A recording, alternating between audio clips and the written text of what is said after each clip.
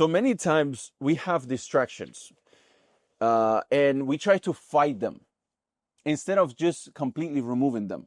One example, as we were saying earlier, is social media.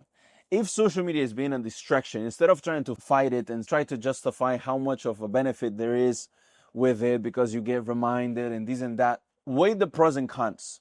And you will see that if you actually completely remove it, instead of trying to fight it, it will give you more focus and it will give you more of a fresh mind now, because you don't even have to think about it. You don't have to be distracted by the fact that it's there. And this is why last year when I went to, or 2 years ago actually, when I went to Mauritania, we went on a Qur'an spree. We went there for 4 months. We wanted to memorize as much Qur'an as possible. When I was there, I realized that having Instagram in my life, there was more harm than benefit. So at that time, I deleted my Instagram because I realized that even though my phone was locked throughout the whole day, the fact that when my phone was now unlocked, the first thing that I'm thinking is, grabbing the phone. Instead of now that I'm done with the heavy lifting throughout the day of memorizing, for example, or revising, now I might want to chill and just read Tafsir. And subhanAllah, I realized that the cons were more. So I just decided to get rid of it and just delete it. And it was very beneficial, and it really made me realize that when distractions are not there, focus is always there.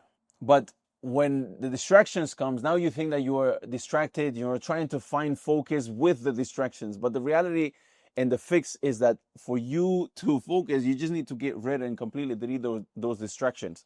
And this happened to me many times in my life, or I would say 2 main significant and clear times.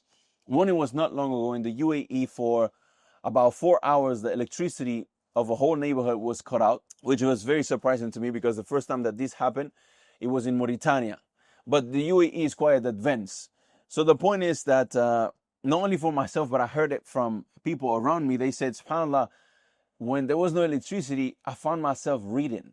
And the thing is that when electricity is there, then the Wi-Fi works, then you are on the phone and you are on social media. So the last time that this happened was in Mauritania as well. And for 2 weeks, then the internet was cut up. So there was only data to call. There wasn't even data to get online or on social media.